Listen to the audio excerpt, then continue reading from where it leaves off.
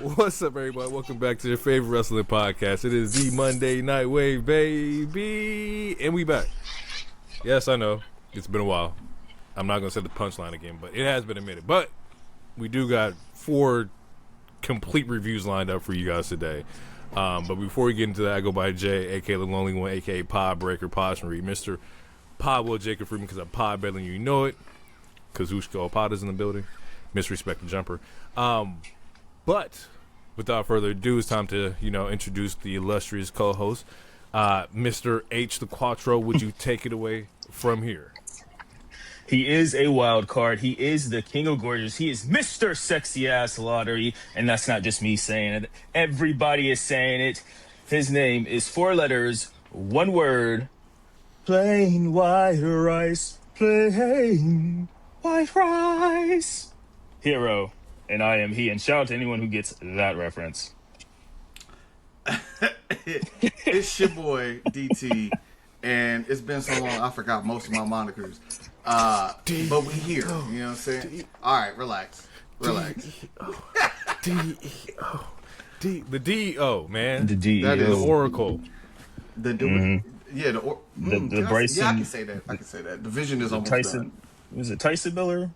Bryson Miller? Ghost Rider. Yeah. Him. Yeah, all of them. I'm all that. I'm all that. You feel me? Third mic on the show. Let's get it, baby. We ready. I would like to start off with some news, but, it's been kind of dry. Oh, I could start off with something. Okay. It's a commercial. No, it's not a commercial. It better not be. It's not a commercial. I do have seconds one in. in the tank. No, it's June, so happy Pride Month to everyone. Please love who you love. Never Shout out to be the afraid Gay to. Shout out to Gay Juicy. It's also Men's Mental Health Awareness Month as well. So, fella, talk to somebody, get the help that you need, go to the gym, do whatever you got to do. Treat yourself. Get your money, get your mind right, get your body right. Juneteenth is coming up, so shout out to the niggas. Let's try not to work that Always day if we and can. forever.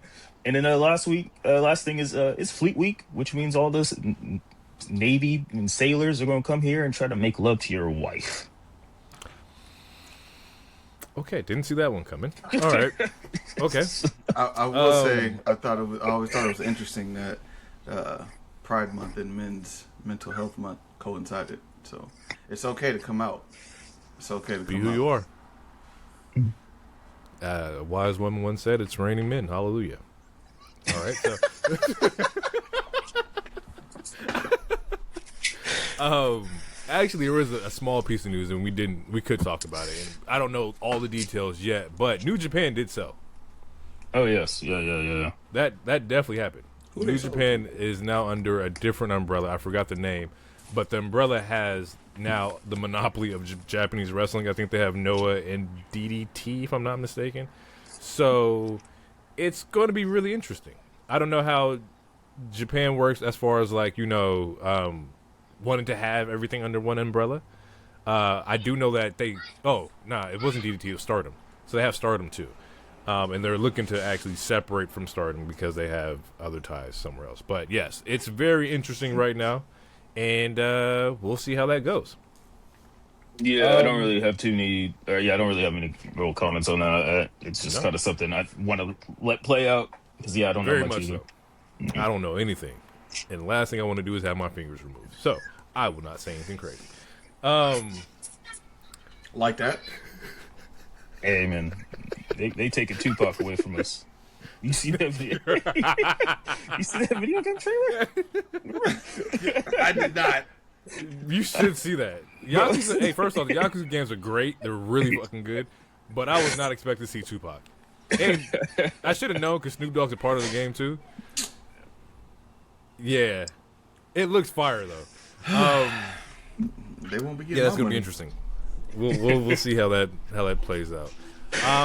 But yeah, let's talk wrestling. Let's jump into some wrestling here. We got a lot to talk about. Let's start off the top here with, I guess since we're gonna fall into Raw, let's do Clash first, if that's okay with everybody here. It's fine. It's most recent. Okay, cool. Clash in Italy. Off rip, I'm gonna say, enjoyed the show.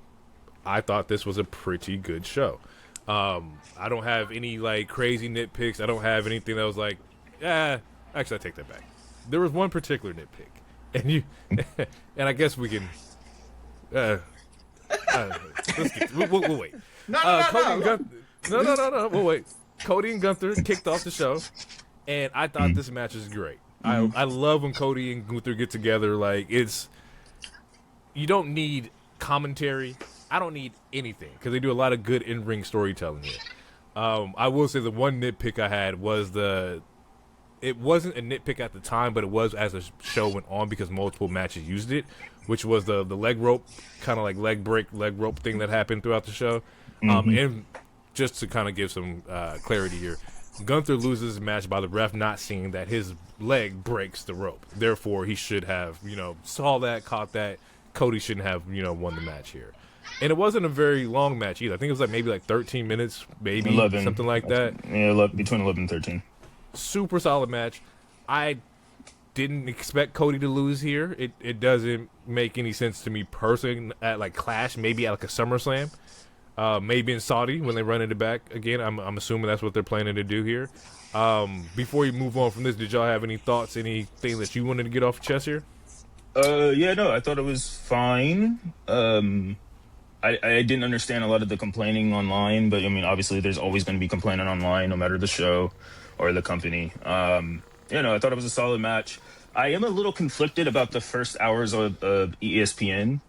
And the reason why I'm conflicted, because I feel like it puts a time cap on the matches a little bit. But I feel like the 11 minutes for Cody and Gunther, especially knowing how it ended and knowing that we're going to get a rematch, I feel like it's perfectly fine. I thought it was cool match.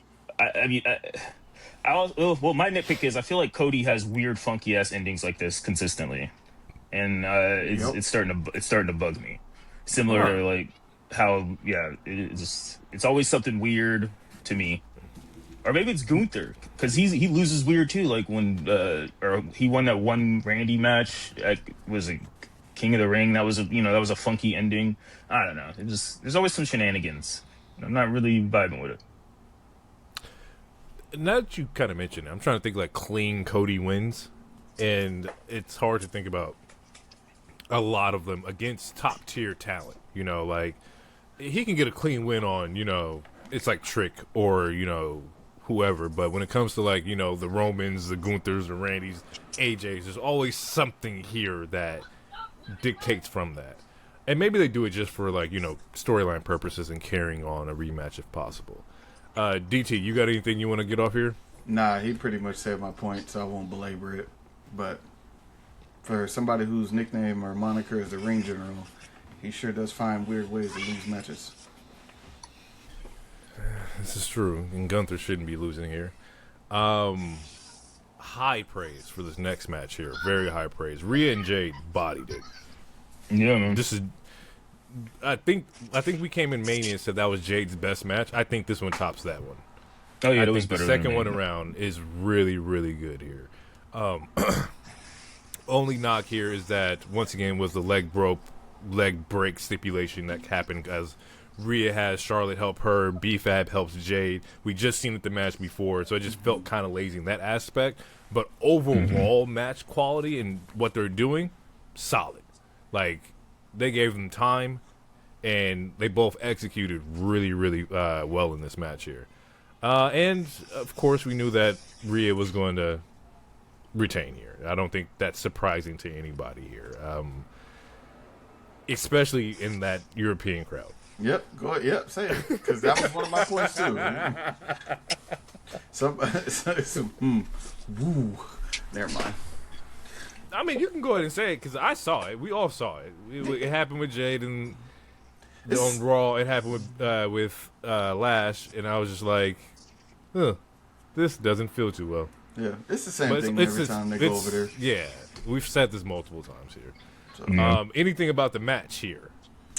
Yeah, actually, probably one of my favorite wrestling moves that I've ever seen Jade did to Rhea, throwing her off the ropes and then kneeing her in the face. I just thought that was dope. And it was something, thinking about it is just really simplistic, but that move stuck out to me so much that it's I want to see her make that her thing. Okay. Like I fuck with that. Cool match, man. She's getting better and better. I'm not gonna say I was surprised that Rhea won because it's Rhea. I would have liked to see Jade win this, honestly. I feel like every match. And this is something that we said about WWE before, but it feels like every match, every winner was a safe pick, and I would have liked to see Jade win. But obviously they're setting up Jade versus Charlotte, which is a huge money match, and that's something that people have been talking about ever since she got signed. So yeah, overall the match was good. It was better than the first one. I don't have any complaints. What do we think? The purpose of like Michin and BFAB? Is this a situation where Jade's supposed to elevate them? Like how?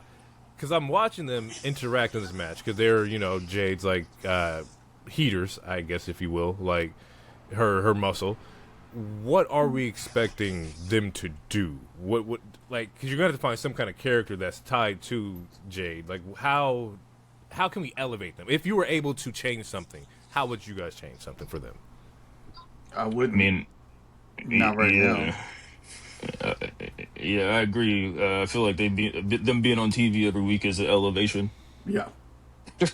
they literally went from yeah. Do we need them to?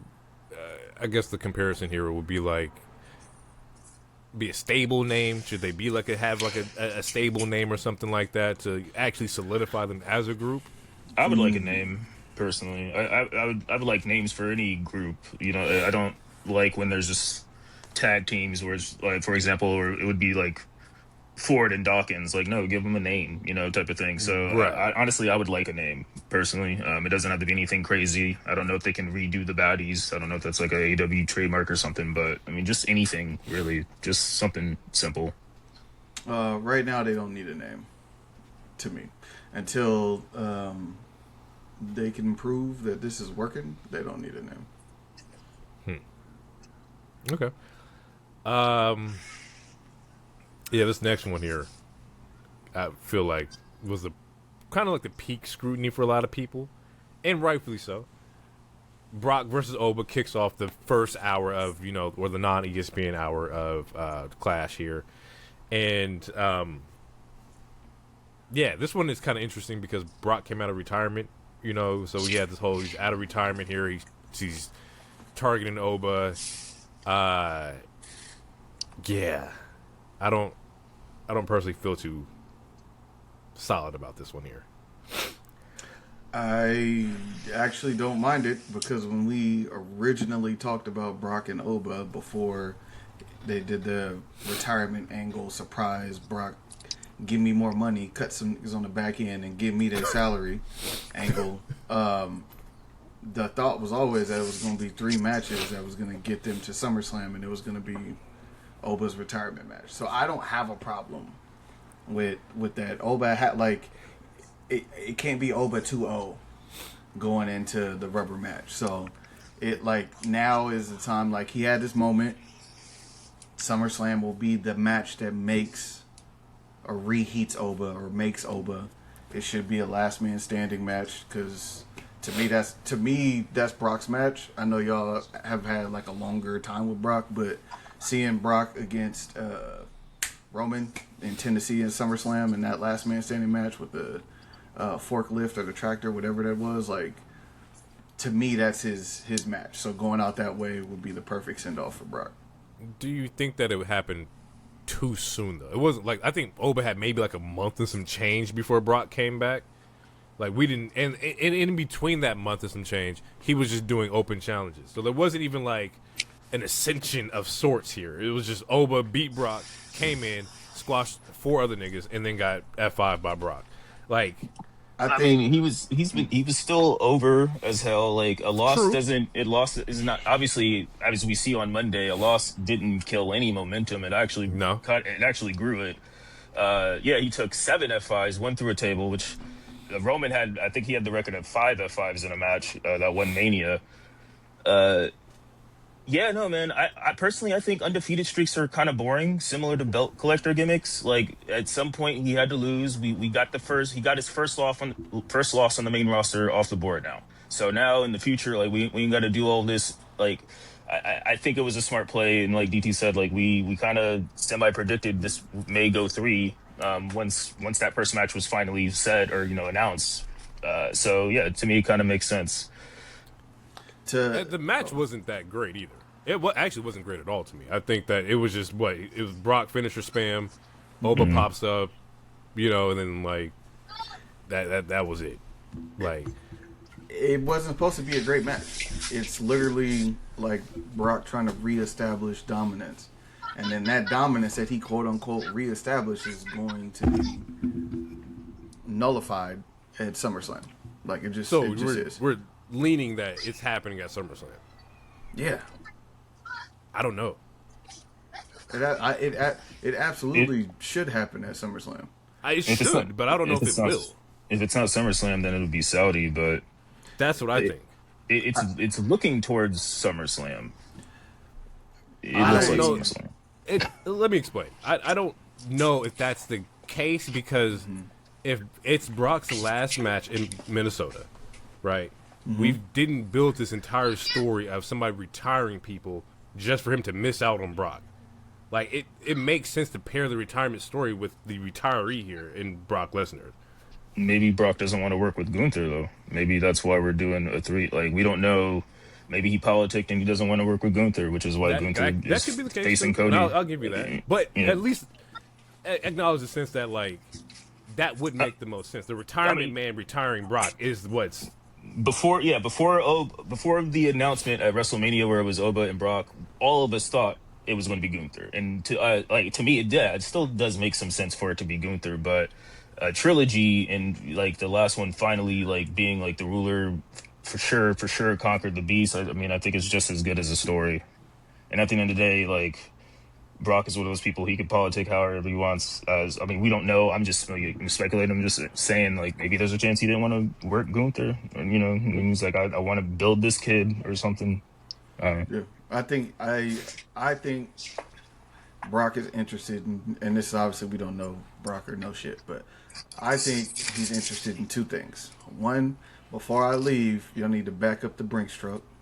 And 2, I'm going to put Oba over. Like, if I'm going to put this work into putting somebody over and establishing that next person, it's going to be him, and I would rather just do a program with him instead of someone else. So there's no way we see Brock challenge for a title in the next 2 months. I'm not going to say there's no way, but, like, it wouldn't make sense. He'd be facing the same people he already faced Roman 30 times, and we've seen him face Cody. Yeah. And I agree with that, but if this is your quote-unquote last 2, and once again, this is all speculation. Brock could be like, oh, I'm not retiring, whatever. But as of this moment, the thought is that he's retiring in Minnesota. So in the last 2 months of his retirement, he doesn't get 1 title shot. Like, I just don't see that I don't see how you don't capitalize on that. Yes, we already seen it, but money's money, and they're still a business, I mean, they're using him. I mean, he's always been an attraction, also. So they're just going to use him as the attraction. I mean, they got plans for the belt. Like they try to plan ahead months, for storyline and stuff. So, I mean, the nigga doesn't need a belt. He's Brock Lesnar. He don't. But it's still like, hey, we got 1 last title shot, and he can't get over the hump against Cody or Roman or whatnot. And then you just go into Minnesota. Nah, I think. If I'm booking it, if it's me booking it. Too much logic. Well, what you want me to do? Yeah, I would continue to have. Well, no, he's in I think whatever Oba's next King of the Ring tournament match shit is, Brock should be interrupting that match. Yeah, I believe it's him and Dom. Yeah, so that's how you get Dom past Oba. Because Dom doesn't need to beat Oba. And but theoretically, explain that he wouldn't. What? Why does Brock need to interfere? If Brock won. Well, so the way there is the one. Yeah, go ahead. Go ahead. I mean, there is the 1+1 thing. So it's hot. Like we know there's going to be a 3 match. a third match sure. because it's So I mean, so why would he interfere? Just to f with him if he wanted to. It's a simple thing. I honestly don't know if that's going to happen. I'm on the fence of it. I don't think Brock is going to interfere, but like it's something a heel or someone who wants to f someone over. That's something they would do. So like DT's not far off with that. With even slightly suggesting that. Why would he retire and then come out and interrupt the nigga's entrance? The Brinks truck, nigga. That's why. Exactly. Well, I would challenge that one. I don't know if he asked for more money. I think they were threatening him with a lawsuit. Personally, speculation. But like, if he had, you got 3-4 dates. You're supposed to make Mania. You're supposed to make this. Clash in Italy, you're supposed to make SummerSlam, and he just randomly tells no one he's going to retire. He's like, hold on, bro, we signed you for 2 more matches. You got these. You got to do these matches. We can hit the lawyer. It ain't like that's a possibility. It could be both, honestly, but that's a possibility. The more logical answer is Unreal. They'll try to spin it like they tried to spin WrestleMania 40 and give us that behind the curtains thing that now Nick Khan is saying wasn't even valid and real. They're gonna try to spin it, but no. If a motherfucker stands up, is crying, stands up and puts the X up, we know what that means. Like this is not a work. This is real. I'm out. He had Paul Heyman crying. That now Paul Heyman's reaction the next night, whatever. But that initial night, it was probably only him and Heyman that knew that. I'm putting this kid over. I'm out. And they probably was like, "Hey, we do have you for this. Do you want more money? Is that what it's gonna take?" I don't think they were like, "We're gonna sue you." I mean, yeah, no, it might not have been like those exact words, but it's like if you do have a contract, you gotta. I mean, we can negotiate on this contract, but you did sign a contract saying you're gonna hit these dates. So it could have just been a meeting, and he's like, "All right, fine, fuck it, I'll do it. Just give me a couple more zeros or so." It could have been all the above, really. Okay, so let's put out another hypothetical, right? Mm-hmm. It's Oba Dom. Winner goes to Saudi and Night of Champions here, right? Let's say Brock doesn't interfere and Oba makes it to the finals, which he should, based on who he is and how he's been dominating. Does he take that first L or another L against a Seth Rollins or somebody like that? I think it's more logical that he would interrupt that match. Brock would interrupt that match, since we keep talking about his relationship with Saudi and them wanting to see him. If he comes out that match and F5 is the fuck out her. Well, he didn't even do Suplex City this last time. It was just F5s. So if he comes out this time and suplexes him 3 or 4 times and gives him an F5, that's the pop that you need for the Saudi crowd. Because looking at like the other side of the bracket, it's Seth, Javon, Tonga, Ricky, and it's Seth. You're not having Seth not in anything in Saudi. So I'm gonna say Seth, and the opposite end is Jay, LA Knight, Keys, Finn, and I think it's Seth versus Jay in your semis, and then you can go Oba, Seth, or you go Oba, Jay, and then you kind of throwing more hints of that Roman shit down the line here. So it's like that Roman Seth match is happening at SummerSlam because it was supposed to happen at WrestleMania, and they did. Yeah, I think they heard you, and they're trying to strike now while everybody is healthy. Just fucking do it, and then if you can make it to, and again, like it's no disrespect, but if everyone is healthy and cool and no one's taking time off, and you can make it to another PLE, run the shit back if you want to, if it does that well, which we think it will, but do it now. Like don't wait for it, just do it now. It's like I do fuck with Dom, but it's like I just know Saudi makes sense for Oba and like Seth. I think that's a really good match on the card that has nothing to do with like a title. I think you could do Dom and Seth, and they would fucking kill it. But I just think the more marquee matchup here is Oba and Seth. Yeah, makes the most sense to me. Spinning out of that, Sol Ruka, Becky Lynch. This one surprised me. Shocked the shit out of me. I definitely thought Becky was retaining here, but Sol comes out and actually gets the win here, which is and rightfully needed. So. She's in that. She's a mid Carter. It makes sense. I think at some point we want to get Becky back to like the world title picture. I don't know if that happens now, but I know they want to get her inside that or a world.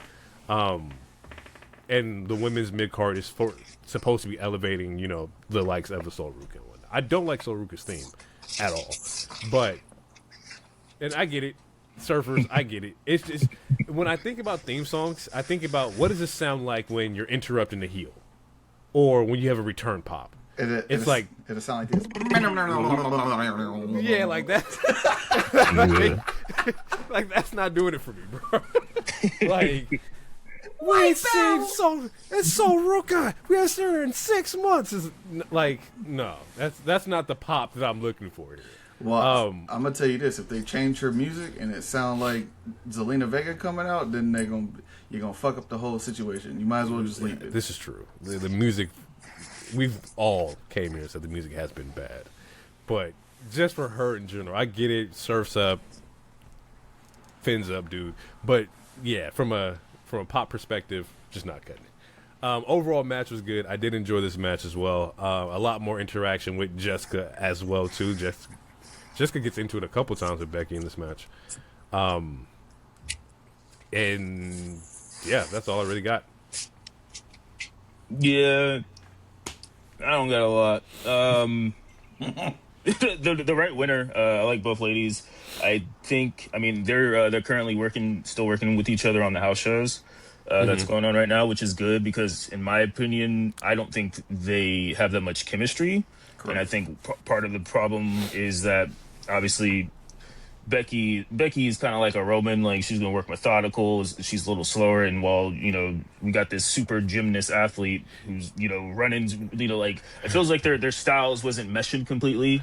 But all and Soul is still kind of green, so it's just something they'll either you have chemistry or you don't, and they're working on it. And from clips I saw during the house shows, it looks like it's getting better. But yeah, no, the match was fine. It's just like, I don't know. To me, it was like it just looked like two different styles that were just kind of clashing. And I'm like, all right. Becky looks stiff. You can tell like when somebody got young legs, like, hey, young blood, slow up a little bit. Like, goddamn, faster. Yeah, Devon Evans trying to Yeah, it's like, no, you gotta slow down, sell this shit real quick. Look at the crowd, milk it, and no, it's not bad though. But it is sometimes people don't have chemistry. You're right. There were some hiccups because even like I think the Raw before, like the Miss Soul Snatcher was a little like interesting here. Yeah, but it's like she's so used to working in NXT where they do move a little bit faster. That like when you come to the main roster, you do have to slow it down and allow time for your opponent to like catch up and connect. Like because not everyone's an athlete. I mean, they might be athletic, but not everyone's an athlete. And like she was an athlete, Fair. So, yeah. She's like, you're not in your spot. You're moving too fast, nigga. And actually, that did happen during this match, but the way the camera was panned, with the leg thing. Yeah. But there was supposed to be a leg drop from Becky, and it ended up being one. But Sol Ruka was laying the wrong way, and she had to tell her on the wrong way, turn, wrong way, and she had to turn like 3 times. I was like, oh shit. I do remember that. Becky was doing the Cena. She was calling the spots out. You could hear her call the spots out. Yeah. And rightfully so. I mean, that's always been her thing too. Like her and Cena, like they're you could always hear them talk like all the time. And I respect it. Cena told me why I respect it. He was like, I'd rather have like the crowd hear me and make sure you can hear me versus you not hear me and fuck up the spot and we have a whack ass match. So like I get it. Here we go. Roman Reigns, Jacob Fatu, in a what the fuck is tribal combat match. Bruh. ISO for hero.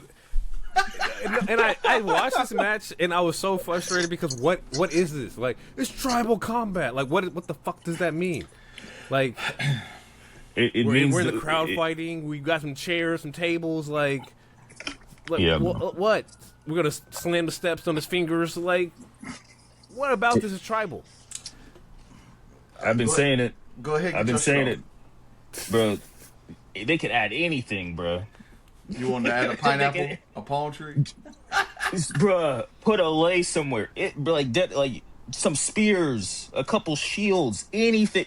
It could even be a cinematic match. Fight in the sand. A Hawaiian pizza. fighting fighting some Give me dirt, something. bro. Honestly, I hate this match. I think it should have opened the show. Man, I do not like this Roman character. I do not like this Bloodline stuff. It makes no sense to me. They use the word neutered, so I'm gonna keep using the word neutered because the commentary used the word neutered. They changed it on the latest the next show. On they the edit, changed it. yeah, it was crazy. So you can't say neutered. He's been I'ma say domesticated. Oh my gosh, they had this nigga coming out in the goddamn Olive Garden's mechanic suit on Monday, bro. He said, "Tell me when." I'm so upset. I'm gonna stop talking for a little bit. But I do not like this Bloodline stuff, especially when we talk about Monday. But anything from the resident tribal? I always got to be the resident tribal. Because you are. You got a timeshare, nigga. You got a timeshare. That's funny. It's really simple. The stipulation is simple. It's anything goes. The winner is the tribal chief. That is literally what the match means. They call it tribal combat because it's supposed to be an agreement amongst family that this is, at the end of the match, this is what is going to happen. This is what we're fighting for. That's all it is. Like, this whole, it needs a theme. I need to see sand and spears and shields and palm trees and pineapples. Like, it doesn't, it's anything goes. The winner gets to say over the family in wrestling. That's literally just what the stipulation is. I'm glad that's just a regular DQ. That's a regular DQ. It's not, because that stipulation is different. Hey, you know what, H? You were absolutely right, because on the wiki here, tribal combat was highlighted. And I was like, I wonder what they define tribal combat as. No disqualification match, also known as no holds bars, anything goes, extreme rules match, or tribal combat and bloodline rules for wrestlers in the NOI family. It's a no DQ match. Just call it what it is, my nigga. Like, and the thing is, it's for the title, and the whole thing is, if you have the title, you're the head of the table. So fighting for it to be just the chief doesn't. It's you're putting a hat on a hat. You're fighting for the title because he says the title's going to change my life because I'm going to get extra money. Blah blah blah. Like you don't need to be the chief. They already fought for it. They already fought for the title. They already fought for the title. But that's what the match was for. The this nigga held the belt title with tribal chief. Yeah, at Backlash, that was at Backlash. At Backlash, that match was for the belt. That was not for the moniker of tribal chief. We have like, God, see, and this is why this nigga think I'm a resident tribal chief. We have seen that match specifically not have anything to do with the belt at the Raw premiere on Netflix. It was tribal combat then. So while you're doing your wiki and looking shit up on the internet, if you pay attention to what the commentators are saying. But the difference with that is, I didn't interrupt you. Let me talk. Give me a second. If you're paying attention to what is being said on television, you will understand that the tribal combat is specifically for the position of tribal chief in the family. Bow, headshot. Loner. If I'm not mistaken, that Raw opening show, right? That was because Solo had the Ula Falala the entire time, so that's why it was a tribal combat match, and he was trying to get what was symbolized as the chief. Okay. So that's where there's a difference. Look, Bloodline shit confuses the fuck out of me. Like, it's so bad. It is so frustrating. We have spent so many years of them trying to break away from the family because of the abuse and the manipulation. They do that. Jay becomes a champion just for them to circle back and do the exact same thing. There is a slight twist. Because he said, hey, go get the other one. That's manipulative. He's saying that so that he doesn't fight him. That's it. But they're doing the same. They're goons again. They're back to being goons.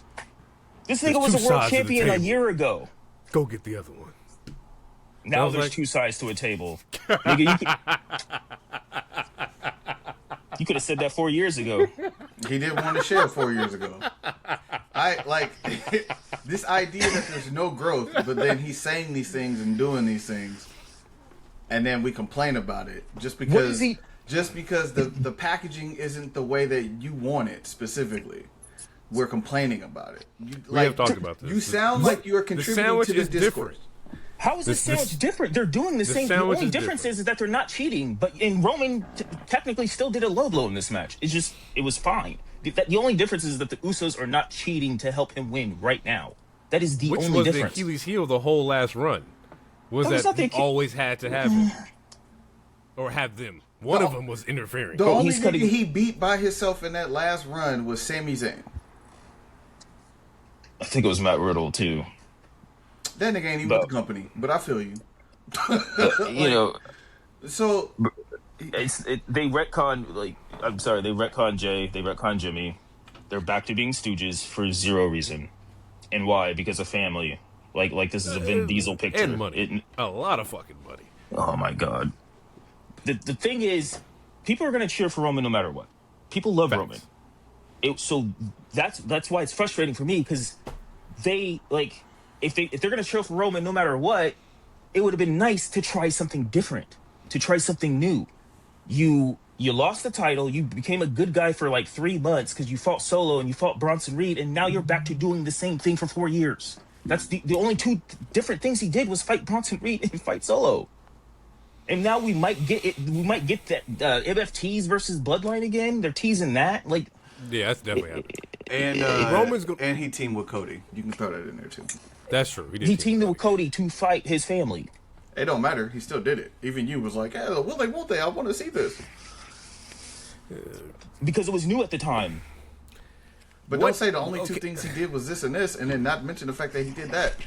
Because you're trying to minimize what the fuck he did in between the time. Then he teamed- Which okay. was a change. He did Then he change teamed a little Cody. bit. He had to team up with Cody. That's a huge change. The motherfucker took your title, ended your run, and you had to partner with them to stop your family, which was his own issue, like because you create these motherfuckers. But It's a change in the match. He hasn't changed his personality. He hasn't changed anything about him. He is still yet to face any consequences from terrorizing an entire 2 rosters for fucking half a year. do or you 5 think years. that's also the story that they're telling here? Because if I'm not mistaken here, LA Knights brought it up to Jimmy and Jay, like, hey, he still dogged y'all out, right? Y'all came back and y'all just everything's cool with the bloodline now. Because remember, before that, Jay and Jimmy didn't have an issue with LA Knight until LA Knight started talking about family business and whatnot, and that's where everything kind of got a little shifty here. And then on the opposite end of that, this match that we're looking to get at SummerSlam is somebody who has to pay for their consequences, right? Which was Seth, and now with Profits, where Montez is like, bro, we don't fuck with you because you caused the vision. I think that's your storyline there, is that one is atoning for everything he's done, the other one is not. It's being brought up from 2 different perspectives, though. It's just Bloodline members, Jimmy and Jared, just, it's family, we're going to look over it, but LA Knight's like, hey, bro, you should probably, tap into that. And then on the other end, Seth is trying to get, help to stop the vision. And Montez is like, nah, bro, you are a problem. I think they're telling the story in front of you. I think everything you're saying is happening. Seth was a heel for 4 months, and he has to make it up to people. This nigga was a heel for 5 years, and nothing has changed. Nothing matters. He doesn't even carry his own title. He has freaking producers carry the title for him. Fatu, one of the coolest wrestlers on SmackDown. Now he's been domesticated. He was already cool. He was already cool. He was already rocking. Remember I Love You Solo? Remember how over that was? Now he's back to being a goon. He also got free, and now he's back to being a goon. And we gotta let it play out for another probably till Mania. It's boring. He overplayed his hand. Not Solo. I'm sorry. Jacob overplayed his hand. And we still don't know what the tie-in with the MFTs. And I agree. I don't want to see that happen, but it's going to happen. There shouldn't be. He'll probably, never mind. I'm going to leave it alone. Because we can't. I'm going to sound like an apologizer and sympathizer. We can't let it be, because Raw kicks off with the acknowledgement ceremony. Well, yeah, you got to acknowledge a nigga after you lost. and came out here dressing his best waiter attire, getting cucked out in front of all Italy. Getting cucked out is crazy. We I'm gotta relax. Okay. It's all right, bro. It's okay. The sandwich is not how you like it. I understand that. Order something else. That's kind of what it is. That's kind of what it is. But I do understand your frustrations because it is the same shit. But Raw kicks off. Roman gets to the mic, asks, Italy to acknowledge him. And it wasn't even Roman that calls Jacob out. It's Jay over there piping up like a fucking chihuahua. Mm-hmm. Come on out here. Mm-hmm. Time to Jacob. It's like, hey, bro, like, maybe you get a match between Jacob and fucking Jay just for the hell of it because Jay gonna piss him off. But he comes out, Jay tells him to hurry up and get on the mic. Jacob snatches the mic from Jay and says, Roman, I acknowledge you. Right. So now he acknowledges him. The OTC chance is running up. He's kind of hesitant to follow him in the line as they leave the arena and whatnot. It was a little weird to see Jacob with these niggas, but I get it. I understand what they're doing here. We're trying to plan out Survivor Series, which is in November here. So you got to get that War Games match prepped in some form or fashion. We do not need War Games, just in general. We don't. Put the gimmick away. Like, just tuck it. Just tuck it. Put it away for like 3 years. I said this last year. Like, just put it away. Just tuck the whole gimmick. You don't need a War Games. If you want to just do Survivor Series, cool. And you want to do like, I can't remember the last time I seen an Iron Man match. But anyway, like if you just niggas gotta have the win for that. Do something different. Do something else.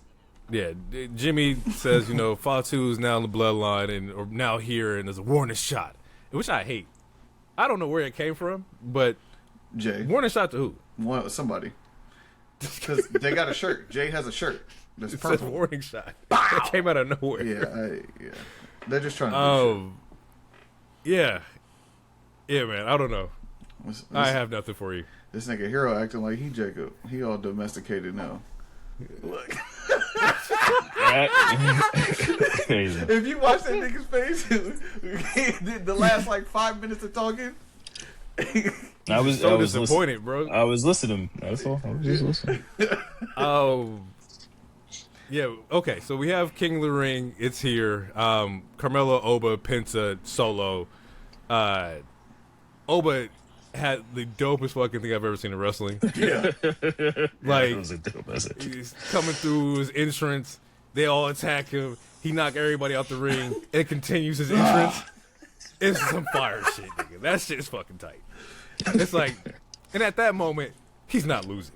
The person who's doing that is not losing this match, and nor did he. In fact, the final moments of that match was hilarious. He comes out because he gets thrown through the barricade by Tala, right?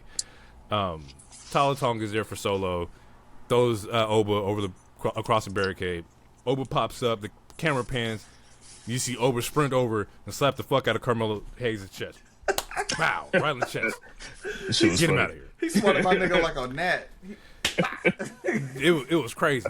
He then gets up, rolls out, and I think it was. Oh no, he gets in the ring, spine busters Penta.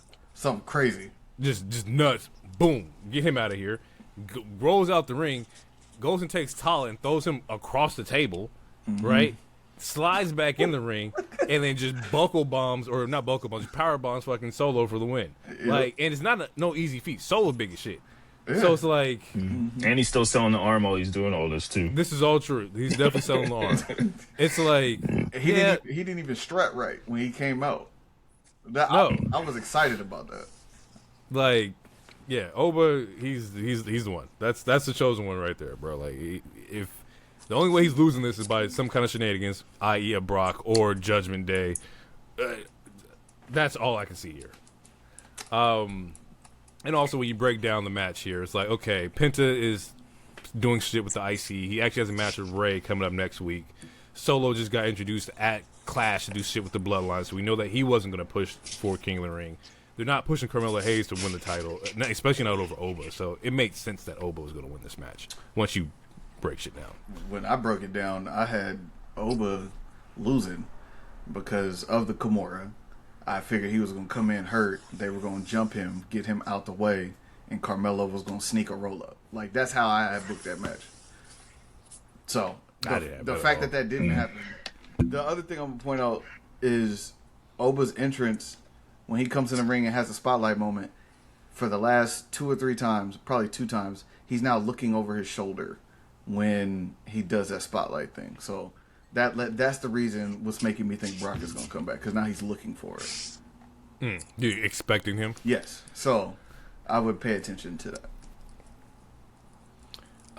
Let's see what else I got here. Let's see, Io wins the women's version of the women's first match for the Queen of the Ring tournament. It was Roxanne, Io, Julia, and Lash, and like we talked about Mania, like Io wasn't there. She's nowhere to be found.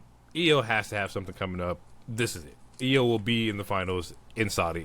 It makes the most sense in my personal opinion. And then following, I think Raquel wins the other match. So now it's Io and Raquel lining up next.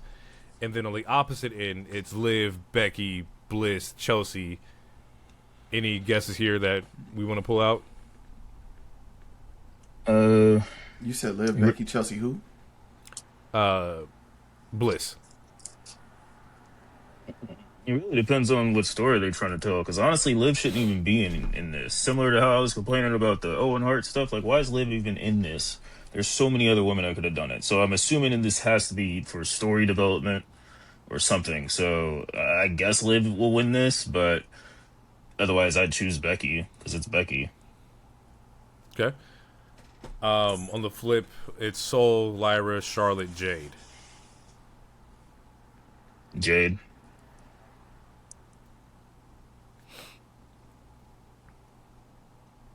Or Lyra. I'm going Charlotte. You did say Charlotte, huh? I don't think... Jade and Charlotte... Sorry, Jade and Charlotte probably cancel themselves out, so... Yeah, I don't think those two finish the match. Whatever they do in that match is going to spill over into an actual match, maybe at SummerSlam or something. But those two, to me, they're not going to finish that match. So I would probably go Lyra since she has the tournament experience. Because Soul is already the champion. Yeah, Soul's the champion, but I wouldn't be surprised if they make her go through this one round just because she's the new hotness. Because Lyra, I think, was the IC champion when she was in the Queen of the Ring as well. So I wouldn't be surprised if she goes a little further just because she's the new person. Well, Lyra wants a shot at that belt too. So yeah, she already said it. So now that you mention it, it does make sense to where if Becky does move to the next round and it's either between Soul and Lyra, you get some kind of callback. Whether it's Soul and the title and the IC title the IC title match that just happened, or it's Lyra and we know the history between Becky and Lyra, so it makes sense. Also, I think you get a great match if it is Lyra and Io, but I think they're gonna go babyface and heel. So it might make more sense for Io and Becky to go at it. I don't see them doing two baby faces, although I don't care. But I just think for storyline purposes, you need somebody to be the bad guy. Is the final match is in Saudi? Saudi. Io and Becky. I mean that's a Mania match, honestly. Now we're speaking money. Exactly. Like Io and Becky would be fire. So yeah, I can see it. I got Io and help me out, Raquel. Well, Io and Raquel face off next week. Yeah, so I got Raquel. Raquel. They're on the same side. I got Raquel. Okay. That's Io. So Raquel, Lyra. Main event is Braun versus Seth. At first, I thought this was going to be the King of the Ring lineup because they were both like in the tournament, but they gave this to us for free, and I'm not complaining because this shit was fucking fire. I think Braun was going crazy. Like, if we talk about people slowing down, he got to slow down just a little bit, just a little bit here. I think they got to pull him back a little bit. I think this not only this tag thing pulling him back, but I think they're genuinely trying to pull him back a little bit, so he has a little more time to simmer. Sometimes you make a dish and you cook it too fast, and it's not quite cooked in the middle, so you got to recook that thing. Call a nigga Hot Pocket? Nah, because the Hot Pocket suggests he's only here for a little bit. Brock's gonna be here for a while. The match is solid. There was Montez comes out and helps out Seth here. Honestly, we didn't even talk about it, but like Logan's out, so like there's a reason why Braun is the tag team champion is because Logan tore his tricep at Saturday Night Main Event, and so now the division only consists of Austin Theory and Braun Breaker. There's rumors that they're gonna try to add somebody new. Who? Just stop. I have no idea. It could be anybody, but I don't know. Just Do you stop. want them to do it in a masked man form? Absolutely not. Unless they are a luchador, no. Could it be Chad Gable? Even though it looks he's like a face. God. I mean, it looks like he's going to be on SmackDown, which is a good change of scenery. Yeah. I mean, if he's not going to be with not American Alpha, Creed Brothers, and add the Creed Bros. They need something to do. Well, we know Maxine is already flirting in that area. Like, so they're going to add Maxine, I assume. Yeah, probably. Or Maxine's going to try to pull Austin out of that. Because initially he was getting babyface chants before they pulled the rug out from him and made him disappear, put the black bag over his head and yanked him off the show. Make him dress like Craven the Hunter. Yeah. So like when he was with Grayson Waller, people were like, I don't know if y'all remember that, but they were chanting for him, and he was like, me? Like, yeah. So people were ready to see him be face, and then they just grabbed him and took him because they needed somebody to fill out the vision. Getting back to like just the Vision point, this whole like storyline of like Seth having to take down the Vision may not be a storyline because they're taking themselves out. Yep. I think that's why. I think that's another reason why they had this match, because they're just trying to end this feud now. Like they had the Backlash match. Now people keep getting hurt again. They were like, let's just get rid of it. We'll probably get a call back, for the King of the Ring tournament. But other than that, I think this is like, all right, let's try to separate these people, because this has been going on for a while, and that's even despite the injuries, this has been going on for a while. So if this is it, and this is I don't know because I don't know what the writing room does. Should there have been a moment where Braun had the belt for maybe 4 weeks? I think when I said they're reining him back in, I think he wasn't ready. That's what I think. I think he wasn't ready because even before the injury, the hernia injury, he was having issues with his promos with Punk. Yeah, and we saw that, and then everything just culminated, and so that like sometimes that's just a sign. You just gotta pull somebody back for a little bit. Okay. Because how you gonna heat him up? Would you? There's everyone's already in the middle of storyline. That's how we got here anyway. He needs to be a babyface. This heels and I mean I've said this a long time ago, but people don't want to boo him. I mean, people don't boo him. People love to bark. He needs to be an explosive babyface. But to do that, I feel like he needs to go. I think he needs to go to SmackDown. I was just gonna say that. But who do you trade? Who do you send back to Raw? You got to give him back something. Penta. God, no, I'm just playing. Ray Phoenix. That's not what happened. You ever play Madden and try to like trade Aaron Donald for like a kicker? That ain't happening. Yeah, you know what I do? Change Aaron Donald's position and change his position to something he's bad at. Drop his overall down to 58. Trade him over for a 7th round pick. Switch him right back over. Yeah, I don't know who SmackDown could offer, but I do agree with like a change of scenery. I'm sorry, Keys. What, then he just gonna follow Jacob around? Oh no, Ilya. Ilya's not doing anything right now. We haven't seen him since before Mania. Trade Ilya. Ilya and Braun, that's a good trade. It's a great trade. I don't know why they don't use Ilya. I think the guy got it. But also in my rule of, between gear, entrance, and in-ring ability is fire. Gear and, character, I don't think he has the best. You talking about the Mad Dragon? It's not... Would he come out with the smoke up? I get it. I hear you. It works for me. But in the scope of WWE and trying to get that to connect with the audience, I just don't think it works. I mean, I thought he was getting a lot when he was the U.S. champion, and then they just Trick came around. But I thought he was getting. I thought he was getting reactions. I thought he was getting good reactions. Trick and the whoop that Tricks in the crowd. You need something. You need some kind of return of the investment on Ilya, and he's not giving you the Trick level. Speaking of which, give you a good ass match for sure. Speaking of which, I was sending Trick to Raw. I know that breaks up the couple for a little bit, but I was sending Trick to Raw. Trick for Braun is an even trade. That's a very even trade. That's a dangerous trade, though. Send Trick and Yachty over there to Raw. Yeah, that's good. Yeah, I'd like that. That's a fair trade. That's nasty. God. Okay. Let's talk about Double or Nothing. And I'm sorry, everybody. This is a very late review of Double or Nothing. But let's see here. Double or Nothing was in New York. Shout out to New York. They're probably going to get a chip in a couple of days here. So shout out to them. Yeah, show kicks off with Cope and Cage versus FTR.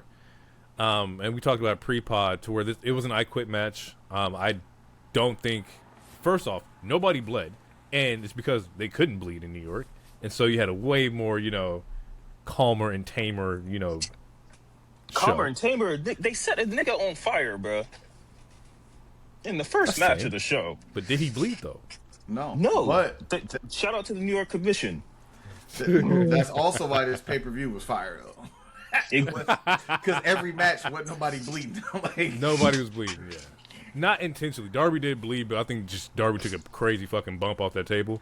Yeah. Even John Moxley had to keep his red mask on. And he did. He was thriving for the chance. Cope and Cage become the World Tag Team Champions in the I Quit match. We get the return of Beth. She comes back for a little revenge here. Beth who? Copeland. Oh, okay. What you trying to catch me? Yeah, I was. I'll call her Beth Phoenix. Her mom name. Beth Phoenix. That's always gonna be Phoenix, but Beth comes out, get her one-on-one with Stoke, and I enjoyed that. I enjoyed the entertainment aspect of it. They gave you maybe 10 minutes of match, and the last 9 was like shenanigans. And I enjoy that breakup because as much as they can go for 20, 25 minutes, nobody wanted that to happen here. So no, it was a good start to the show. Yeah, it was a good start to the show. Feel good moment. Yeah, and some crazy spots. I don't like a tag team I Quit match personally, but the match overall was a good match. I just don't like the concept of that gimmick. Like, in my mind, I feel like both niggas gotta say I quit, and if they don't, then one nigga gotta leave while you beat the other one up until he says I quit too.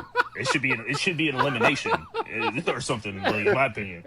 Because that's funny. Because if we're in a match and one of y'all cost me the title because you decided to say you quit, I'm gonna be hot. So at least give me a chance to keep fighting. You know what I'm saying? Fair. I didn't quit, but you did. I respect it. Of course, they were going to move on with the belts. We all know what the plan is. It's already shown a long time ago. Was Edge and Cope and Christian versus Bucks at All In London. So that's going to happen. It might be a triple threat. FTR going to need to do something. No, new plan. New plan alert. Ding, ding. Got the drop on you. It's going to be Cope and Christian versus another day.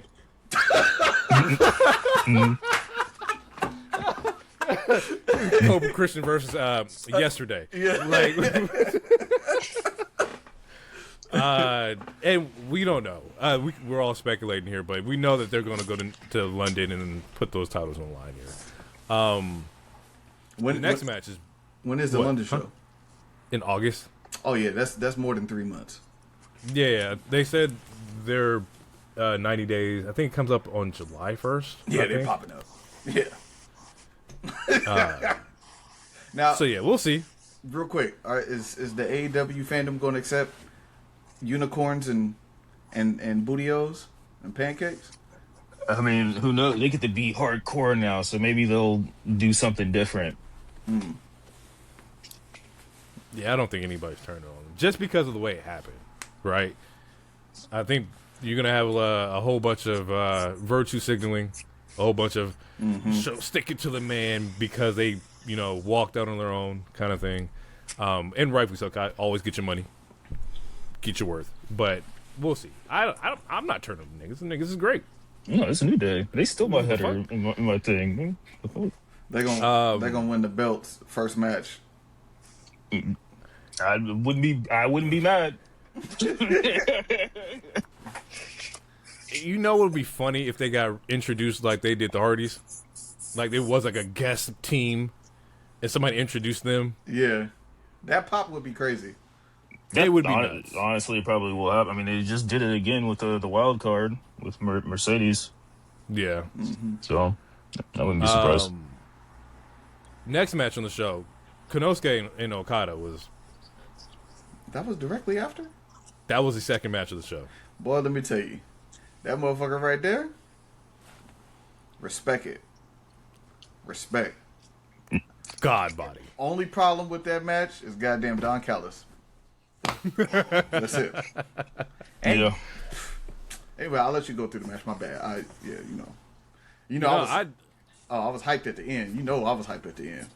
Oh, for sure, because the ending was fucking fire, right? Like, the dope thing about this match is that, and you said it earlier in the group chat about the Americanos, is that when you got to build up the payoff here, because they've been beefing for fucking 6 months, the payoff here happens, and then you go into the next storyline, like all within the same match here. Like, you get everything you're looking for.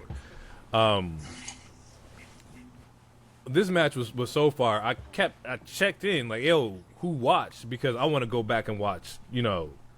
This is the match I want to go back and watch. I wish you would have told me that. No, it was cool. Yeah. But like this match it's really fucking good. I saw it. I was like, oh yeah, they're fucking balling here. Yeah. And then you end the match where he gets the belt. Fletcher returns.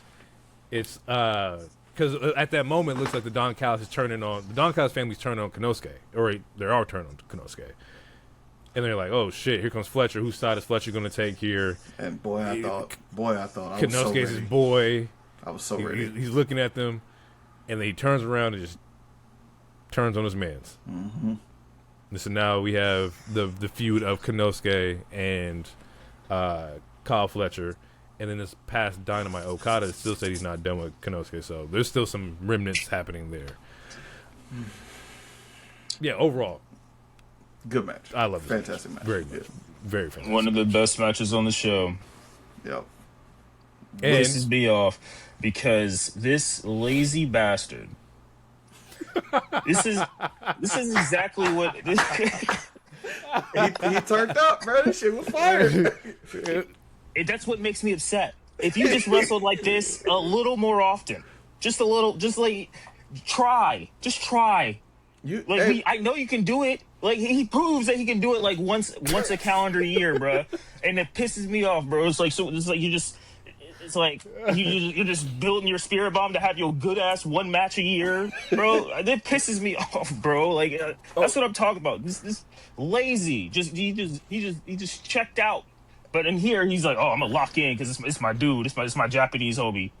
Lock in all the time. Fucking locks in, bro. And the funny thing, like, he should have been world champion by now. Honestly, like personally, but and the I thing feel is, like he would be.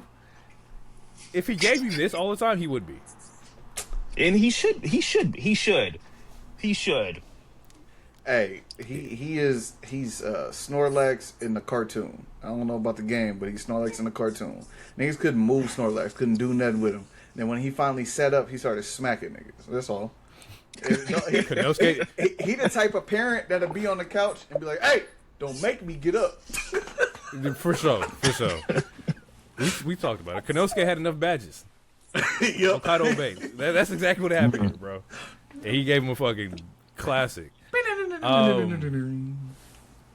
Going through these next ones here, Athena moves into the next round after she beats Mina. So Athena, real quick, I don't know if this is a controversial take or not, but I'm glad that they had this match because it was that way you have 2 women matches on the card. Mm-hmm. But I do not.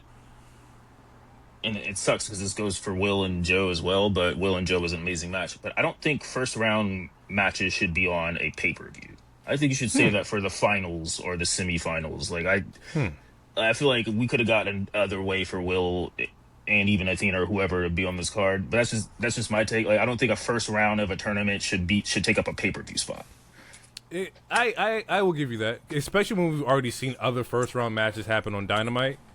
So it's like, if this was like the kickoff of the tournament was at the pay-per-view, okay, whatever. You're kicking off the show or kicking off the pay-per-view or kicking off the tournament in the pay-per-view.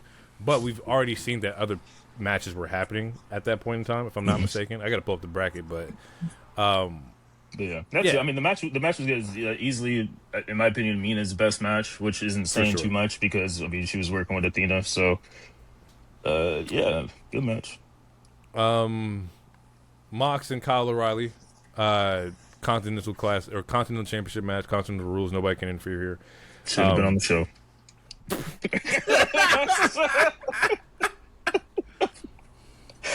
Sorry to cut you off, bro. But I mean, we talk about it every pay-per-view. There's always like 2 matches that you could have just kept that on Collision, big dog. Like, it's fucked. It's fucked because they balled the fuck out. But it's like, we don't. There's no stipulation here. I don't need. This one was only for Mox because Kyle was up 2 or up. I think 2-1 on Mox. I think something like that. So like this is just Mox getting his lick back, and he like fucking ball out. But it's like we don't need this on the show per se. Yeah, and then they end with a handshake. It's like, bro, are you a villain or not? I don't understand the Bloodline. I don't understand the Death Riders. I don't get it. I think Mox is just in this era of respecting people that step up to him. Pretty much. I was whooping Prison everybody. rules. Yeah, I was whooping everybody ass with and cheating for the longest, and now like he fucking took in Will Ospreay. Like you said, he tried to kill that nigga, break his neck. He took him in, made him a new monster. He going against this nigga. It's like, yeah, I appreciate the fact that you stepped up. I respect that. Don't do it again, but I respect it. But that's been his whole MO from the jump, though, is that like he wants people to step up. The locker room was full of niggas, full of the Dark Order. Niggas wasn't stepping up doing shit. So now he's like, yo, anybody who steps up, we respect it. And he's forcing niggas to level up. Bleach. He also forced niggas to do that too. This is true. It happened. And niggas came back better wrestlers. Extreme measures, but it worked. And the bleach disinfected all that pussy just there. It disinfected all that shit. All it takes is one time to realize, you know what, my bad, boss. I'm gonna do my job. I got you. You're right. I was settling. You right. I'll never settle again. I'm sorry. I was fucking up over here. My bad. He said, "Step up or get stepped on." And pretty much, that's exactly what happened. Next match was Ospreay and Joe, and this one didn't even overstay its welcome. I think this one was also a short match, but fire, bro. Like, it was a good match. I'm upset that Joe's leaving again, but also gonna make you money. Yeah, he got movies to make. It reminds me, I need to finish season 2 of Twisted Metal because I did not finish season 2. But yeah, man, good match, dude. What? Yeah. I'm just like, what is he learning from the Death Riders if he's still having 19-minute matches with every single person? Well, that's Samoa Joe. That's different. I mean, yes, I know that's Samoa Joe. I'm gonna give him an asterisk. But if he has he just fought he just went 20 with Mark Davis again. I don't know. I'm just curious. Like, what are you learning from the dojo are from these people who are trying to make you a killer ahead of Wembley, assuming that he is going to Wembley. It would be a sin not to have him win this Owen. But yeah, I'm just like, what are you? I just don't understand what he's learning. He used a submission move like once. He beat Mark with the submission this week after giving twice.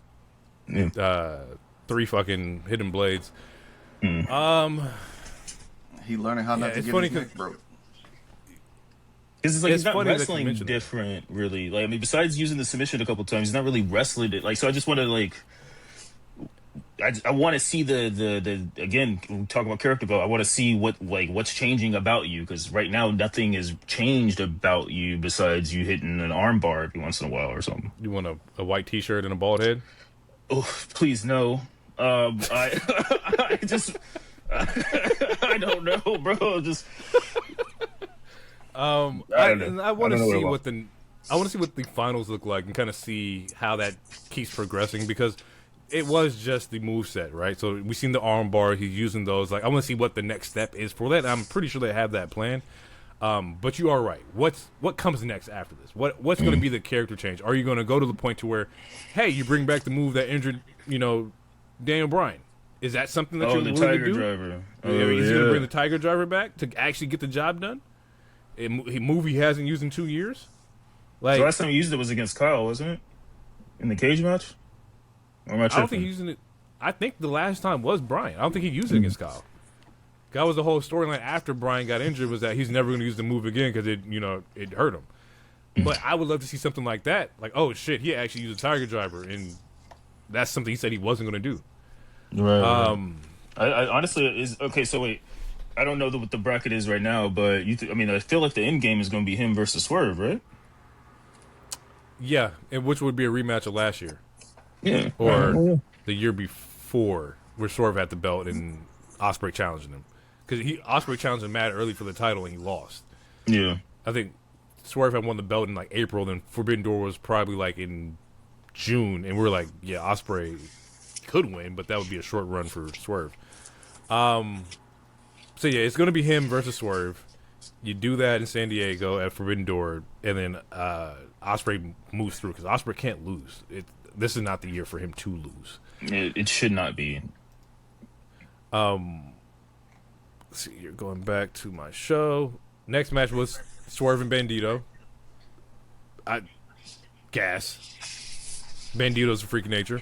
Also, countering Bandito's like finisher into like I forgot what Swerve calls it, where he just drops him on the fucking neck. But there's a lot of counters in this match, and I really respected that aspect. Like, yeah, there's finisher spam, but there's also like we've seen people adapt to what you got planned, and plus we knew that Swerve was going to win this because the next match was fucking Brody, so it just made sense if you pay attention.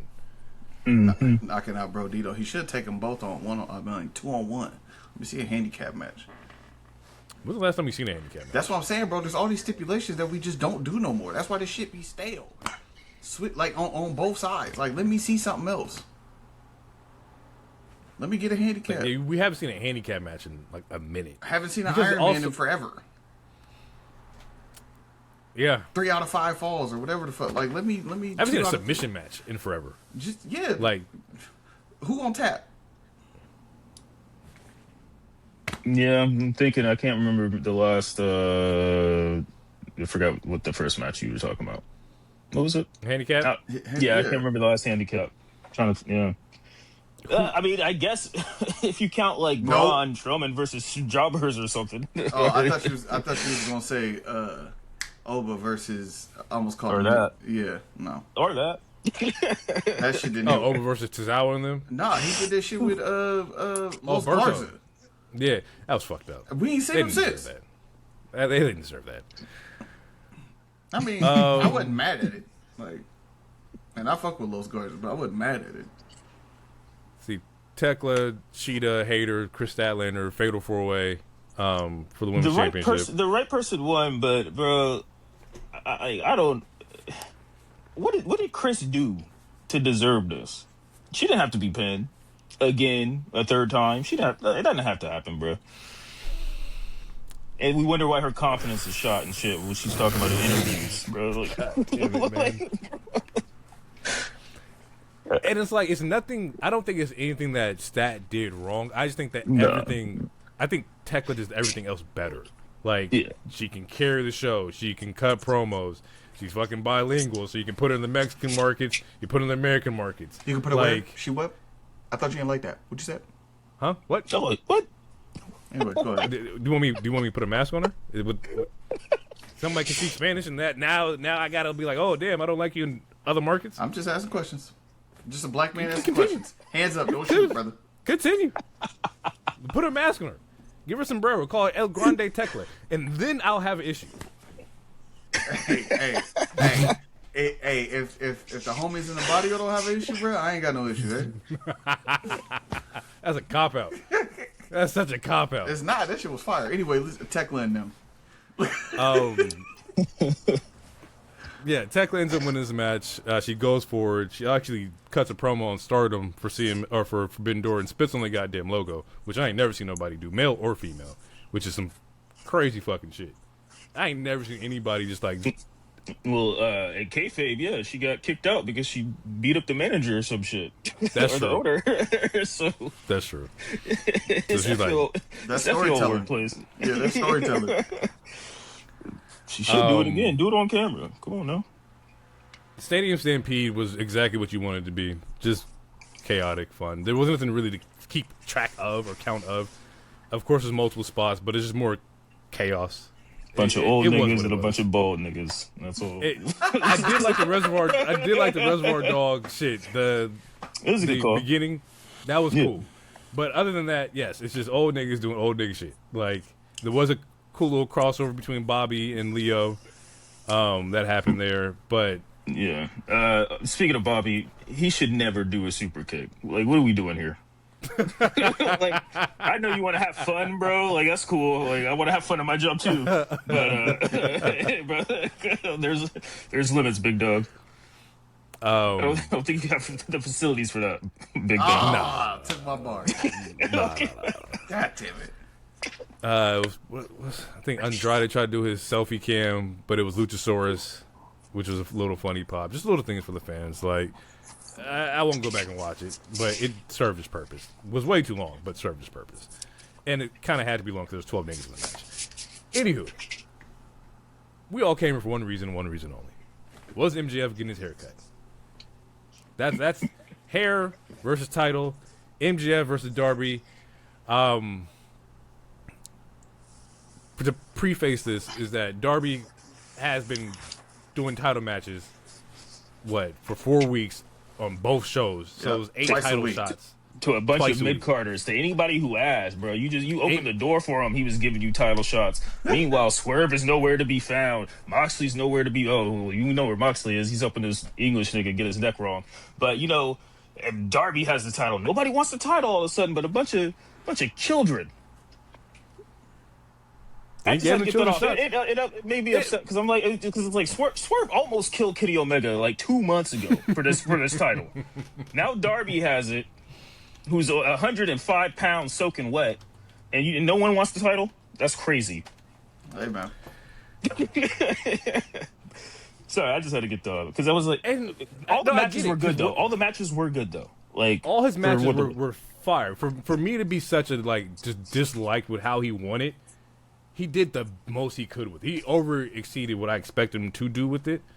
And he had fire fucking matches with those individuals. But you are correct. Your heavy hitters were nowhere to be found. There were in that, it's also cool to give mid-carders a shot at the world title. I get that purpose. But also, where are the danger niggas? Where's the red flag niggas? Where are they at? Yeah. Everybody's occupied? Joe didn't want nothing all of a sudden? Like, nobody wanted this? Is there a world that we live in where Swerve, Samoa Joe, these niggas that at the top of the card was like, Darby's not even worth the opportunity of fighting? Maybe they look down on his shenanigans. Kayfabe. If anything, no, because that's dumb. If anything, it's free. You talk about easy lunch. You talk about... that's the point. Maybe they don't want to... And Joe just had the title. I just had it. We talk about the world, the main title. Everyone should want that, which is why everyone did want it. It's just the wrong people wanted it at the right time. To be fair, out of the list, right? Because I'm going through. It was 39 days, 8 or 9 matches, right? So the first match, of course, Darby beats MJF in Seattle in that 2 minutes. It was like, what the fuck? The next show, he does Tommaso in Portland. That was fire. Yeah. He does Brody, which is fire. He then gives Kevin Knight a title shot, and this is where it kind of gets a little tricky to me, because I was like, okay, Kevin Knight, I guess, I get it. But that also set up Kevin Knight in his heel turn for this exact match. The Pac match in the golf course was dope. I like that.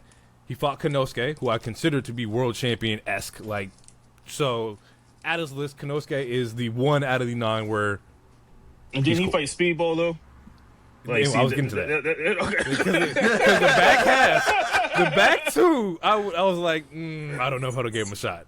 Sammy Guevara gets a shot after Konosuke, and we ain't seen Sammy since 4 Pillars. It's been at least 4 years since I've seen Sammy Guevara. And since Mercedes joined the roster, there's a reason for that. A deep cut of people know, And Mike Bailey, Speedball, was the last one before he challenges or he gives MJF his rematch. Out of those lists, 1, 2, 3. Brody, Ciampa, and Konosuke. If you want to say you want to give them world titles, those ones I could see. Everybody else, Pac, I love Pac, but not in the world title picture. Not right now. And he kills. He killed all his matches. Real Getting quick, back to this, sorry, because you mentioned the golf course. This venue was awesome. yeah. I thought the venue was really dope. And before I forget, because I might forget, the venue was really dope. We talked about it before. Their pay-per-views are really long, and a lot of people got stranded trying to get back home, because this show was like in the middle of Queens, and if you know anything about the trains in New York, they are not as consistent as like in our city. So there was like 1,000 people that were just like stuck on a bridge and whatnot. And I thought they debunked that. I thought they said like the trains were running 24 hours. Everybody was just crowded to the last exit. Everybody's going to the same exit. They run 24 hours, but there might be 2 hours between trains. Niggas still run 24 hours. Niggas is adults. It's a holiday weekend. You got it. Figure it out, nigga. The pay-per-view ends at 1, and it's like, I don't know. It's just... In the city that never sleeps, you think they can't get home? That don't make no sense. It's just one of those things where it's like, hey, just start the pay-per-view a little earlier. That's it. I agree. Give me a 12, a noon, a 1, a 2 at the latest. I'm good. That's it. But yeah, I just want to say that before I forgot. Okay. MJF, Darby, hair versus hair. This is better than the first match. Yeah. I right person won. We expected MJF. I don't know. I was very kind of locked in the fact that he was going to lose his hair. He was not losing but his hair. A short title reign is what we got here. We got a 30-day title reign, which is what everybody kind of expected from a Darby. I think it was 40. MJF gets his not 40. That it matters. Let's give him 40. Yeah, MJF is still that guy, and rightfully so. I think this match he also... No, he didn't get injured until this week. It was the Roosh match. It was the Roosh match. And we don't know how injured. Thoughts for the match? Yeah, no, right person won. There was maybe 1% of me that questioned like maybe Darby would win, but I'm like, he just got that hair transplant after Happy Gilmore. That shit is expensive, and I don't think you're supposed to cut it off after you get it. Like, I'm like, nah, it doesn't make any sense, bro. He got to win this title, and also, I mean, he's like you said, he's that guy. Like, he's we're not a ratings podcast, but he's a ratings draw. Like, they have the better ratings since he's been champion compared to some of the past few champions. You know what you're gonna get with him.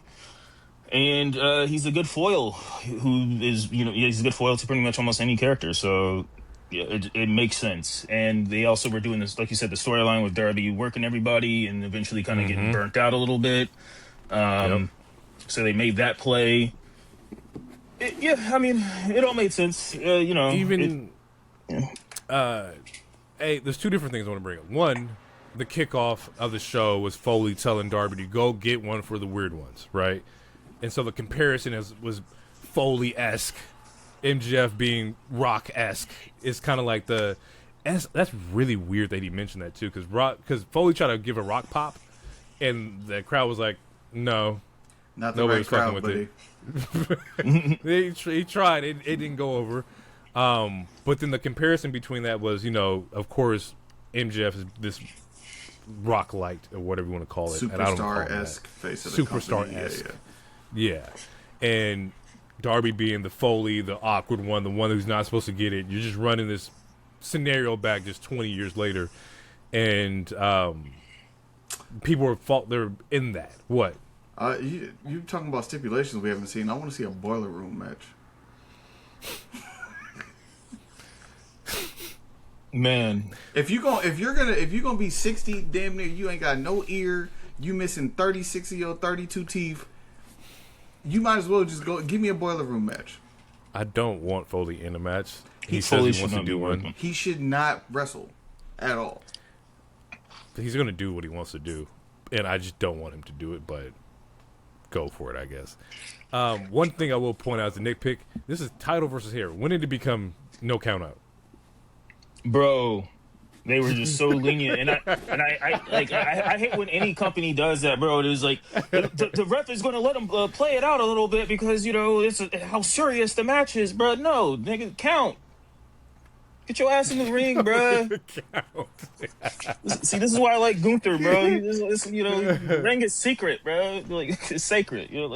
Yeah, they were they used that lenient ref thing for quite a bit because they were out. Yeah, and Darby does the coffin drop off the top of like the scaffolding, goes to the table and whatnot, ends up fucking up his head a little bit. Of course. And if I'm not mistaken, he goes for the Scorpion Deathlock and then just passes out. Right? He sells the head injury. He sells the fact that his body's just like at its extent, and that's how MJF gets the win here. This is important because they have to stretcher Darby out because he's so exhausted. He's just not there. MJF goes to kind of like finish off Darby. Here comes Kevin Knight. Oh, here comes hero Kevin Knight. He's coming down the ring. I'm like, oh, okay, he's saving Darby. What a pop! I have never in my life seen a nigga get so much air on a frog splash with a nigga on a stretcher. Like he was excited to do that. It wasn't like, oh, I don't want to hurt you. This nigga got air in Tim's. I want you to jump off a trampoline in Tim's, nigga. It's not gonna happen. You're gonna jump out the Timbs. Out the Timbs. So we get this heel turn where Kevin Knight attacks Darby, and I'm like, oh, what the fuck? And like that's how the show wraps up.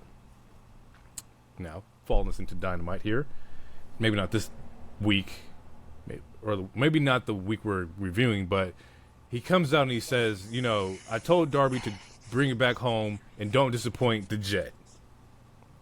He disappointed the Jet. And I was like, this is not working for me. I don't. This is. Yeah. It was better than his last promo. It was. But it was not great. And then fast forward, now he's part of the Callis family, which is even. It's worse. It's absolutely worse. I don't think DT knew that. It's worse. It's like. And bro. Bro, does Don Callis have nudes or something on TK? That or a sex tape or something? Why is he awarding all of this talent? He got a good mouthpiece. I bet he does. That's a double entendre too. Like I said, I bet he does. That's a double entendre. You got your teeth falling out in promos and shit.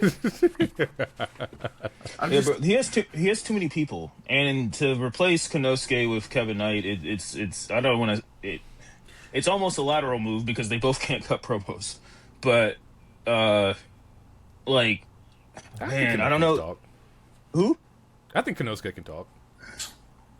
I mean, I don't know. I don't hear it that often. I feel like he, or I could just be replacing it with Okada, who says bitch. But yeah, man, I saw that the whole turn was kind of happening. I was still a little surprised by it. I think it's a good way to end the show. As far as what we're talking about, Double or Nothing. As far as the Dynamite after. Speaking of people who can't cut promos, man, when freaking Speedball came out in his Karma San Diego jacket. talking. I sounded like an angry 12-year-old. Bro, I couldn't take it seriously. But it'll be nice. Yeah, there's one thing we can all agree here is that Kevin Knight he doesn't need to be in the Don Callis family to be a heel. If this was like, oh, I want to be in Hurt, cool. I get That would have it. made more sense to me. Also, the seeds have been planted because even before the heel turn with Darby, he had that meet up with Swerve, and Swerve's like, you know, to be good, you gotta go be dangerous or some shit like that, and kind of planted the seeds of like, go do something, go kill have somebody. them be together then. Yeah, I'm not saying they got to be a tag, but like they could be they could be working together.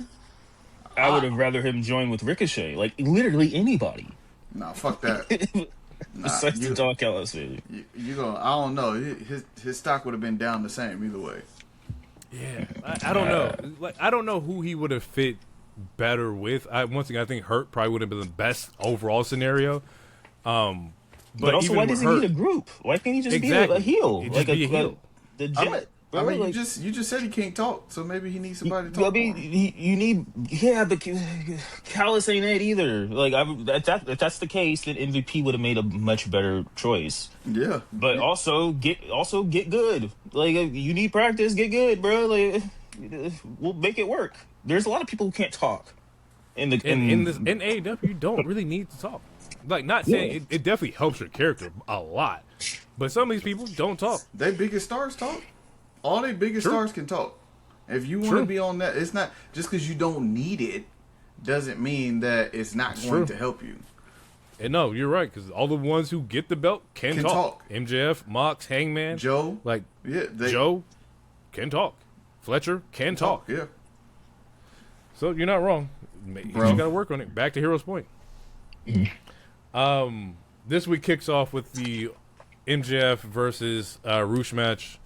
Was a little confused how Roosh got a title match. Not Maddox. Roosh is great. He won a fatal 4-way the week prior. That week after. Okay. Yeah, the show right after Double or Nothing. He won a fatal 4-way. I forgot who was in it. It was him, Leo Rush, and two other people. Orange Cassidy and somebody else. Okay. And I'm not mad at that because Roosh has been putting in work for a minute now. So if you want to reward him, great. And he had a great match. He performed his ass off here. Then he hurt your champion. You're fired. Yeah, my thing with Roosh is that like they'll put him on TV for a couple months, take him off, put him on TV for a couple months, take him off. I don't know if it's because of injuries or what, and I'm not saying he's an unsafe worker, but this is definitely not the first time he's hurt somebody. And this is your main champion. Well, and I do want to you got to be safe. Get ahead of that though, because they said that the move that people were referring to wasn't the move where he injured MJF.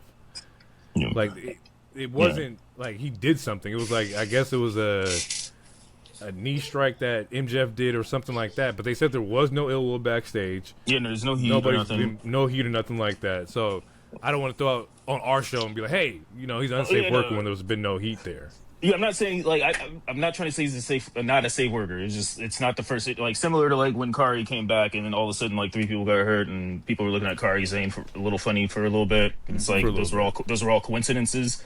It's just like at some point it's just it works slower maybe. I don't know. I don't know, but yeah. It's unfortunate because obviously we don't know how serious the injury is. It doesn't seem like it's serious because there hasn't been any rumors or anything. No belt's been dropped. And also, MJF doesn't have to work every week, so he has time to recoup if he needs to. So, it does end with something that I'm not too much of a fan of. Good old Mark Briscoe.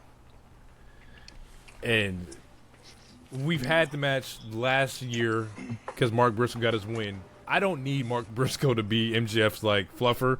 That sounds crazy, or like heater before You got to use a different term. My bad. I don't. Whoa. The term I'm. Hold on. Wait. Do you know what that is? No, but it just sounded weird. I was like, There's let me a just reason take why. We're not gonna say it on the pod, but I'll educate you off air. Okay, it just felt weird. I was like, that doesn't sound right. Like the correct term to use here. I mean, depending on how you take it, no pun intended. Oh God, this sounds like it's something sexual. I don't like that.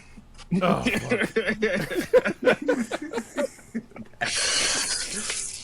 Anywho, Mark Briscoe pops out and he's challenging MJF, and I don't know. Once again, if you want to do it on Dynamite, great, but this shouldn't be the match at Forbidden Door. We don't need that. Okay, so I have a problem with this as well because like originally when Briscoe beat MJF, I was like Briscoe should level up because not that many people beat MJF. He got a 2 quick run with the TNT title, and he went right back to pre-show because he's literally in the pre-show during Double or Nothing. So then having him go after MJF doesn't make sense. Yes, because he beat MJF before, but also you were just on the pre-show, buddy. Like you haven't won much in a while personally. But my biggest problem is the promo, because obviously MJF calls himself the Double. Briscoe's making all these God allegories and analogies. Mm-hmm. Now, what happens when MJF is going to beat you then, and God's supposed to conquer the devil? So essentially, you're setting up for the devil to beat God, technically, and it's just not a good. I don't think it's a good allegory for this story. Like it doesn't make that much sense to me. And you're setting up the villain to essentially win, because you're bringing up the Bible and stuff. You're like, well, in the Bible, God wins. Well, guess what? In this wrestling show, God's about to lose because MJF is about to kick your ass. I just feel like just do a different promo. I guess that's what I'm trying to say. Just do a different promo. We don't need the religious allegories. I mean, it could still be worked. Big Red Machine was putting niggas in hell. Like, it doesn't have to be as literal or as scripture like. You got something you want to say? Yeah, isn't Kenny Omega supposed to be the god of wrestling or something? Or did I miss that? True. So you gonna like what? Yeah. He's not wrong. You just stole a nigga name on television? Like, let's see here. What I want to get to. Mercedes comes back. We can sweep through this. Takes Willow's spot because Willow was injured. Mm-hmm. She was the wild card here. I don't know what the initial plan was because it wasn't her spot to be here in the first place. It was supposed to be Willow. I don't know. I would assume Windsor was supposed to move forward. Not no more. Yeah. Sorry. Yeah. So the way I feel about Will Ospreay winning, what is it? All In or All Out or All In? What's the pay-per-view? And that's at Wembley. All In. All In. Yeah, the way I feel about that, I think Mercedes needs to win this title. Like she stayed away from it. She did a whole belt collector gimmick that DT and I said wouldn't go anywhere, and it didn't technically. And it's time for her to have the main title. And her being a 2-time Owen winner is a good bucket list because she won the Owen last year. I don't see anyone else beating her in this tournament. That would make sense to me. No. The story of her defending this last belt that she has, being the Owen, there's story there. Also, you don't have Tony, so you don't have one of your strongest anchors to carry the women's title field. It does make sense. However, once again, heel versus heel at Wembley also doesn't make sense to me unless you expect Tekla to lose it at some point. And even if Tekla does lose it, she still has the numbers. Mm-hmm. So it's like make the CEO OP. Oh yeah, if you just jump her a bunch of times, they'll eventually babyface her. I don't like that. I don't like that at all. I mean, I don't like it because of the optics. But you can just. Still... Oh yeah. I feel you. But you can still do it. Yeah, I don't like that at all. Where's her man at? Mordos? Yeah. Well, you're a lawyer too. Yeah, well, he should be over there defending the block. Don't they? They don't let intergender matches happen over there. I mean, it does happen. There's usually another nigga on the other side though. He just can't come out here and start smacking bitches like that's. If they jumping my girl, everybody know that's my girl. I'm coming out with I'm slapping the shit out of all y'all. So if your girl's getting jumped, you jumping in? I'm calling the cops.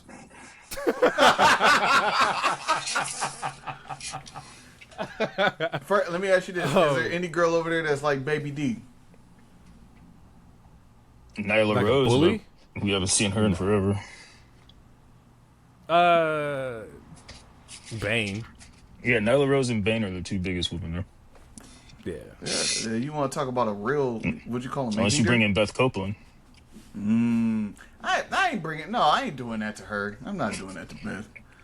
We already got your. No. Somebody got to watch the kids because somebody refuses to be a parent. Somebody got to watch the kids. Is a hilarious. Her thing to husband say. refuses to be a parent. You want to go? What? He want to go be Aries. He want to go be Aries and on Percy Jackson and shit, and then come back and wrestle with his childhood friend from 50 years ago. Nobody want to see that shit.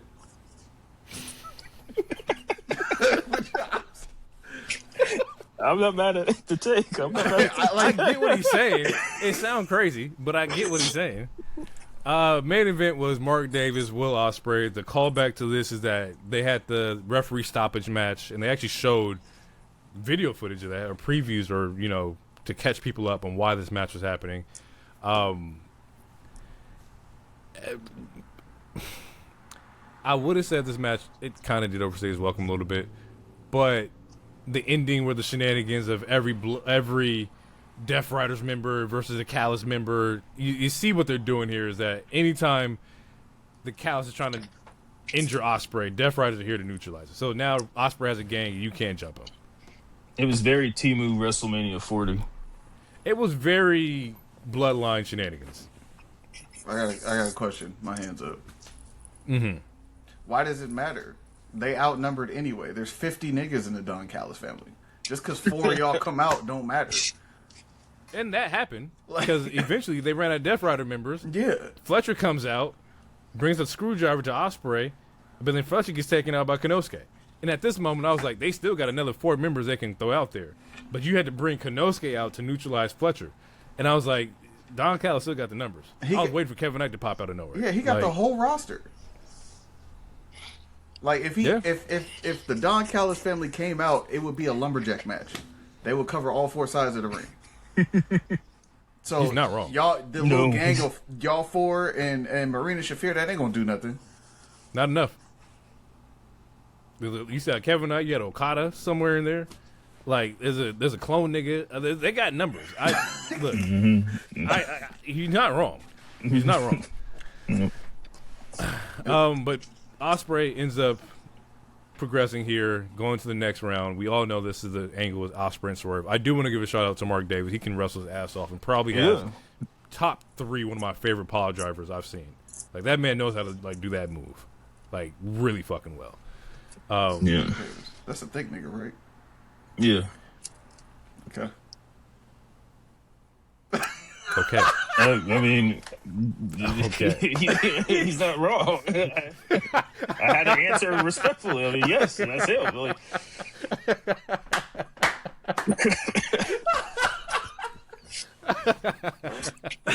Hey, bro. Oh my god. Okay. There's no defining trait about him except for that. I don't. yeah. Like A if thick nigga with a nice power driver. Pause. Well, you know what? I'm gonna be back. Whoa. like hey, honestly, Loader, if he didn't have that asset, we wouldn't know him. You wouldn't be able to tell them apart. No, you hit him with the Scott Steiner. He's fat. God, bro. I'm the big bad booty daddy. Yeah, you can tell me. I'm the big guy that's stoppable. He said English. English. Is there anything else you want to get off? Y'all want to talk about anything that happened on SmackDown? Ain't nobody talking about SmackDown right now, bro. I'm sorry. Okay. I didn't catch Moving SmackDown. on. Y'all want to talk about? And I haven't watched it. Did any of y'all watch Grande? You haven't watched the match? Hold on, bro. Hold on. Pause. Okay, let me explain. I was gonna watch it today, but I was out with my brother and the kids, so I didn't get a chance to watch it. It was planned today. I'm gonna give you a pass. It's probably gonna happen after this, though. I'm gonna give you a pass. Look, I actually the rewatched kids, the match. I was with the kids. I rewatched the match an hour before the pod because I thought you was gonna come in here to talk about the match. I wanted to. Children. Bruh. The kids. What about the kids? Listen, everything that you're hearing about this match online is factual. Okay. It's true. It's damn true. No? All right. Appreciate it. Thank you. This match from beginning to end, and when I say beginning, I mean from Rey Mysterio coming out just to be in the ring to signify how important this match was, to the very end when they closed the credits on the match. That entire hour and 5 minutes is worth watching. The match is 60 minutes?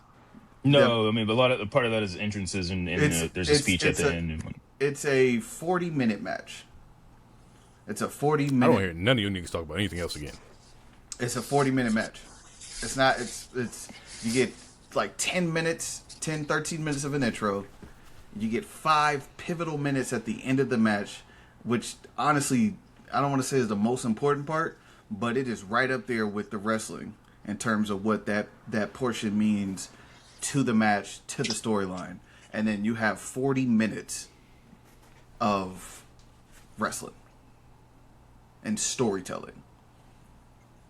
Anybody that was purposeful in the storyline of the original Grande Americano and El Grande Americano make an appearance in this match to tie up all of the quote unquote loose ends.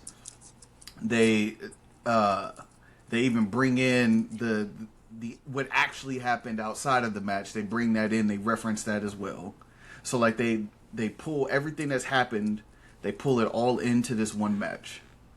And it's culminated with probably like the biggest 5 minutes. And we finally find out who the original Grande Americano is. Like, chef's kiss. Chef's kiss. The only thing I heard that people disliked was Rey Mysterio on commentary. Oh, That's the and only thing I heard. Vega, Savio Vega, they're both terrible. Corey Graves did amazing. Corey Yes. Graves did absolutely. Like, he honestly, I'll keep it a buck. He should have called the match just by himself. Yes. Corey Graves is probably the best announcer in WWE right now, in my opinion. And I love Book. But he should be, yeah, he should be on the main show, on the main roster. But this match was fire. So, and I kind of asked in the group chats, like, why can't they do this on a Friday on SmackDown, right? Because they got a roster of 80 niggas and they're having a hard time booking 80 people for 3 hours. Now, to piggyback off that, remember we talked about, I kept saying like, hey, Ray versus Dom has to be in Mexico. This is why. The reason you're describing here is why that match has to happen there. The gloves are off. We have more freedom to do what we need to do. I don't want to see Ray versus Dom in a WWE setting. I want to see it in AAA with their people in their city with their rules. It can't happen on a fucking Survivor Series or a SummerSlam. It's not going to feel the same. Not again, at least. You trying to push Ray out to next Triple Mania? Because it's not going to be this Triple Mania. This one is going to be Dom and El Grande Americano. And anything short of that will be completely obscene. And it has to be Americano getting that belt, and it's going to put him over. He might not come back. He doesn't need it. He should not, honestly. He's not coming. Well, we don't even know who that is. But, yeah, he's not coming back to the WWE roster ever again. Like I think it would be a mistake. I think it would be a mistake. Like that would literally be bad business. I agree with Hero 100%. That would be bad. You're missing out on money. He's printing money. Like the mid Carters are full. Like we just got Ethan Ego, he's killing it. Javon's gonna get some stuff. Trick is killing it. Like the mid card scene is full. Grande Americano's not gonna be in the top card. Stay in Mexico where you could be on the top card. He will have a statue in 5 years. That's how beloved this nigga is, bro. He's right now. He's a face. It's him and Goku. Like, Goku is above him, and then it's him, and then it's Jesus above Goku. Like, those are the top 3 niggas in Mexico. Yeah. It's like, as much, like, look, I can't stand it. But he is over. He's over as fuck. That's and not you even, do not want to kill any I don't even momentum. think that's the word for it. I'm not, like, I deadass don't think that there's a word to describe what he, it's so crazy to say this shit out loud. I do not think there's a word to describe what he means to Lucha Libre Would you say right now that Grande Americano is more over than a Roman Reigns? Like, if you put Roman versus Grande Americano in Mexico, who's getting booed? I don't think you Roman. should think that way. I think the question you should ask yourself is, if you did El Grande Americano versus Rey Mysterio, who would get booed? I mean, probably Ray, bro. I don't know, man. Bro, he was kissing abuelas. He was kissing children, bro. With, you know, after the arrest, bro, he came back, bro. They threw a parade for him. He's crying, bro. They were treating him like Pac, bro. Like, it's crazy, Treat him bro. like Pac. Bro. He's not lying. He's not lying, bro. He might be protected. Not might. He is protected. Bro, like, you're not fucking with him. You're not. Nah. You're not. You're not. Like, you're not. And to go back to, because you explained this, maybe not this last week, but definitely before, to where to turn in a gimmick that wasn't even yours into this, legendary. Classic. Like, the last we saw who we think might be El Grande Americano, Gunther told him, "Hey, bro, go be your own man," and he dead ass literally turned into his own man. You ain't seen a run like this that just fell into your lap since like Linsanity, where like you weren't even a nigga and you just get this crazy fucking run. I would. Bro, it's Linsanity times like a million, bro. A million. he might dead ass be, and just from a wrestling standpoint, and I'm probably gonna sound like I'm co-opting here, but he dead ass might be like the Hulk Hogan of Lucha Libre. And that's what pisses me off. That right there is what pisses me off. What do you? Hey man, I understand the statement, but I dislike it. Yeah, but like, that's what it is right buy now. you a house in Because Mexico, like bro. he's the Hulk Hogan of fucking Lucha Libre. We got Rey Mysterio. That shit pisses me off. Bro. Okay, maybe not the Hulk Hogan of wrestling when he was in New Japan. Does that make sense? Because Japan, they love their white boys. They love their Will Ospreay. They love the Hulk Hogan. They love that. He's the Hulk Hogan of. If I'm going to piggyback on what DT's trying to say, when he gets this AAA Mega Champ, it's not gonna matter who had the belt before him or who had it after him. I promise you. I promise you. He gonna go on a Roman run. He gonna hold that belt for a minute until you build somebody else. And they don't build that fast down there. I mean, they really hate El Kingo now. Like, they really hate the Kingo, yeah, which is fucked because Kingo's nice, but they never liked him to begin with, though. So that's a good heel right there. Like, to me, you could like, yeah, I don't know, bro. You got to watch this match, bro. It's literally it's literally a telenovela. Like, I there's no other way to describe it. There's no other way to describe it. So then niggas got out soap opera too, bro. I'm trying to tell you. It's a match of the year candidate. Me and Hero talked about it off air, like day before yesterday, whatever. And I started pulling in matches from last year because I don't right now. I don't think that there's a match that's going to compare it just in this calendar year. And we're talking the Evolution match with Rhea, Naomi, Io. We're talking a WrestleMania match with them three, the triple threat. Like that's still that's last year. I'll say that's what I'm saying. Like I can't think of nothing.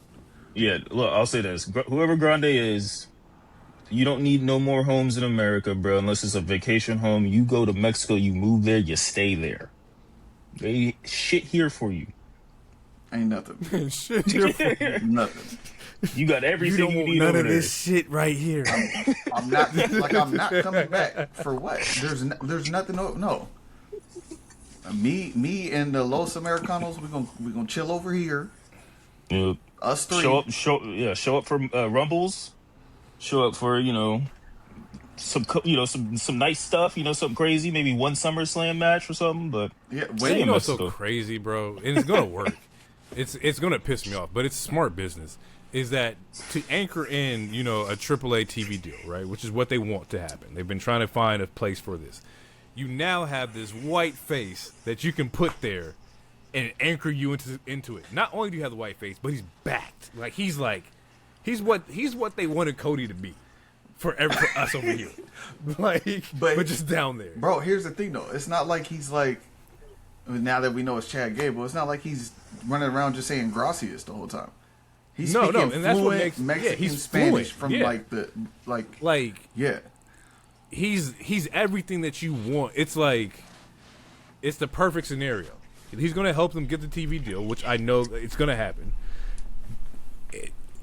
He has to stay down there. He can't come back up. If he comes back up, it fucks up their push. Yes. You got to stay down there, bro. I tried to total the views. I'll say this. This is how you know this match is crazy. Is they have found a way to edit and cut this match in 3 different ways on 3 different channels. And it's just accumulating millions of views. Mm-hmm. It's on the WWE page. The match was so good they replayed it after the Raw. The Raw. And it was like, never seen no this shit like match that. is Never, on right now. Never seen that. This shit is so hot. Y'all need to see this. We're going to play it right after. And once again, you've never seen it happen, but it also elevates the views on that match, right? Because whatever Netflix views got, you can now add to the American match or the Grande Americano match. It's smart business. I get it. Because you can take those views, put those in the AAA pool. You've seen that this match generated X numbers. Now we have analytics to help us get this TV deal. Smart. Big business. I went to Chad Gable's IG page afterwards. There was comments in there saying, bro, literally stay in Mexico. Stay with us. That's how that shit Gable? flipped. Yes. Yeah, he should stay too, honestly. That's how that flipped. If they don't put a singles title on him, relative, and it doesn't have to be the world title, but they don't he was doing his. Gable can go. He's doing his best work. This has been his best work. This is the reason why he resigned. He just wanted to do something good and actually be useful. As much as they hate him, they still love him. They hate him a lot, but they love him because how long he embraced it. Yeah. He embraced it, and you can obviously there's wrestlers that don't always wear masks. Yeah, he can stay in Mexico too, or he can at least be the one that jumps back and forth. But El Grande, he should stay. You gotta stay, big dog. And I'm telling you that last 5 minutes of that match, that's what flipped him to a babyface. It was. Do you remember Rocky going against was it Ivan Drago? Mm-hmm. And at the end of the match, what Rocky did at the end, it was pretty much like that. I don't want to fuck up that moment for that movie because that's a great pivotal moment in that movie. But that's what it reminded me of. Yeah, I'm seeing people compare it to the drama effect is the Michaels and Ric Flair, right? We had those moments where everything just stops and you're just there. Once again, I'll check it out. Chad is a fucking worker. I know he can go, and other guy can also go. I won't say his name, but I also won't call him the other name because fuck that. Wait, you know his name? Can you tell me off air? Nope. Shit. I'm not gonna say anything. I'm gonna let y'all have your land, live in fantasy land, all you want. All right. But I respect the work. Bro, listen, high praises. The highest of praises. That's all I'm gonna say. Yeah, niggas is fucking wrestling. About fucking time. Yeah. The fuck? But all right. Oh, wait, real quick. Last thing. Shout out to Pete Dunne. He was a producer of that match. That makes a lot of sense. So when you go see that shit, just keep that in mind. That nigga took off the mask and became a producer. About fucking time. So El get the fuck back and produce his match, nigga.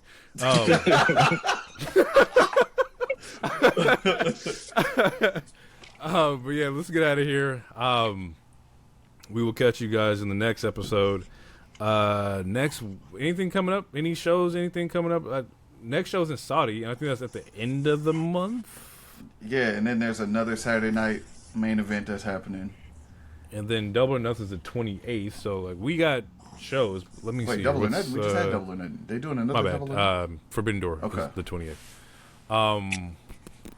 And then was it Clash of Champions? And then literally, Clash of Champions. yeah, Clash of Champions, Saturday night main event, Forbidden Door, and then right into SummerSlam.